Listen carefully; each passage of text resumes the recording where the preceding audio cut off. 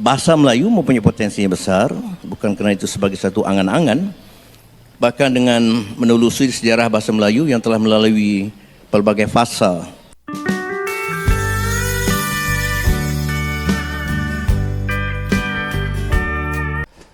Assalamualaikum warahmatullahi wabarakatuh. Halo teman-teman, jumpa lagi di Aryan M Channel. Oke, buat teman-teman yang klik video ini, saya harapkan mudah-mudahan teman-teman selalu dalam kondisi sehat walafiat. Dan jangan lupa dukung channel ini dengan cara like, juga subscribe. Baik, di kesempatan kali ini saya mau reaksi sebuah video dengan judul Bahasa Indonesia sudah diakui dunia, Malaysia masih bermimpi bahasa Melayu mendunia. Oke, seperti apa videonya?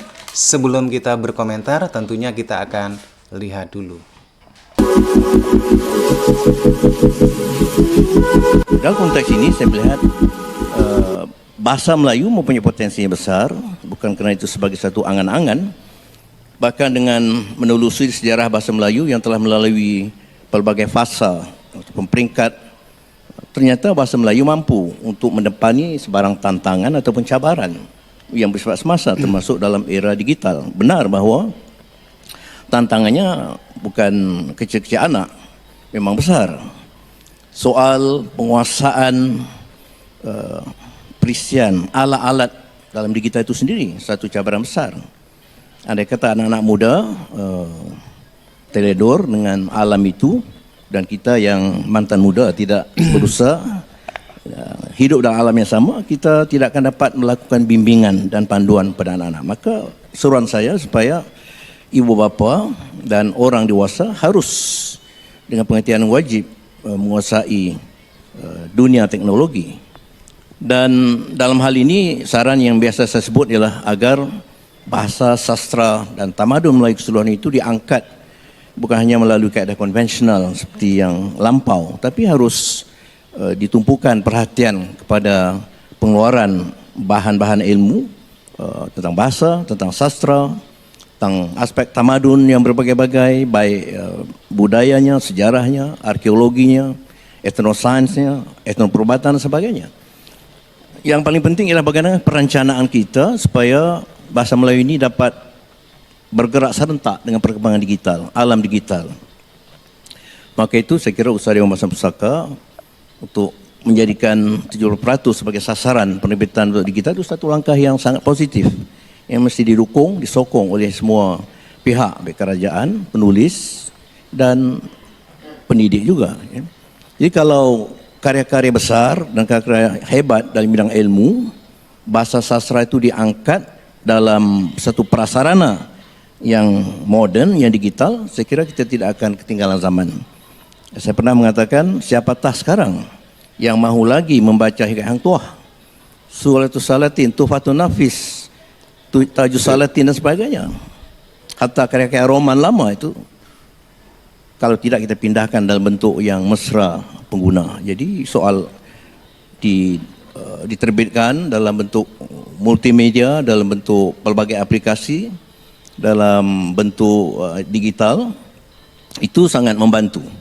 Sebagai contoh, apabila kita bercakap tentang soal hendak mengimarahkan manuskrip Melayu lama yang jumlahnya puluhan ribu, 20,000 saja terletak di Leiden University. Tapi kita tidak patut hanya cukup berbangga ada puluhan ribu manuskrip Melayu lama. Itu tidak membawakan apa-apa perkembangan tamadun Melayu. Malaysia semua. Melainkan kita merancang bagaimana segala manuskrip yang bertebaran di seluruh dunia itu didigitalkan. Alhamdulillah, UNISA sudah diberi peranan oleh Kementerian Pendidikan, seingat saya sejak tahun 2018 begitu, sebagai pusat atau IPTA yang bertanggungjawab bagi mendigitalkan seluruh manuskrip Melayu yang dikaitan dengan perihal Islam, baik hukum hakamnya, baik tentang perubatan, tentang ketatanegaraan, tentang undang-undang dan sebagainya. Alhamdulillah. Tetapi sudah didigitalkan, apa langkah seterusnya? Tidak mungkin sekadar kita membaca daripada bentuk bercetak dalam bentuk digital ataupun dalam bentuk manuskrip tulisan Jawi dalam bentuk digital. Itu tidak juga akan memajukan bahasa Melayu. Maka perlu ada yang dikatakan bentuk terbitan turunan, yaitu terbitan yang berbagai-bagai sifatnya. Terbitan yang sekarang dilakukan sebagai contoh oleh Yayasan Karya Malaysia, iaitu menjadikannya karya agung dalam bentuk yang betul-betul agung, fizikalnya juga agung. Tapi itu hanya akan dibaca mungkin oleh segelintir masyarakat. Saya tak tahu sama ada orang dalam dewan ini juga membaca karya agung yang diterbitkan oleh Yayasan Karyawan. Maka harus ada pilihan terbitan dalam bentuk yang mesra pengguna untuk golongan awam yang tidak akan dapat membaca Sairus Salikin yang dilancarkan di dewan ini juga beberapa bulan lampau. Tak mungkin, melainkan kita itu ada edisi yang dikatakan edisi yang dipermudah. Kata orang Jawa yang dikatakan the simplified edition, itu kata orang Jawa lah. Ya, ramai yang tanya sama gue kan, selama aku di Indonesia kenapa ya akak suka sangat pergi Indonesia. Pertama sekali, Indonesia tu kan budaya dan sukunya banyak sekali kan. Di Malaysia pun banyak juga budayanya. Tapi aku kan udah di Malaysia, jadinya aku mau belajar budaya di sana. Jadi contohnya bahasa-bahasanya, baru-baru ni aku belajar bahasa Jawa gitu. Aku belajar juga lagu Jawa macam tu kan. Aku rapengen liane, aku tahu dikit-dikit. Lepas tu aku tahu juga lagu orang Minang gitu. Lagu Minang channel lah lagu Minang. Sabar. Nya kok den tahu dari dulu coy kau sifat tuan. Lagu Aceh pun aku tahu juga. Lon rindu. Ada berapa lah yang aku tahu kan. Lagi kalau aku ke Indonesia nya, aku suka tentang keindahan alamnya. Keindahan alamnya kan di Malaysia pun ada juga. Ada keindahannya. Tapi di Indonesia tu ada gunung berapi. Aku suka gunung berapi. Mana-mana tempat di Indonesia pasti aku pergi mendaki sebab aku suka gunung berapi. Tak tahulah kenapa, tapi mungkin sebab yang di Malaysia tak ada kan. Jadi kalau di Malaysia tu bisa lihat terus. Lepas tu kalau soal makanannya, ya sama di Malaysia enak-enak, sambalnya. Tapi ya kalau penyetnya lebih enak di sana lah.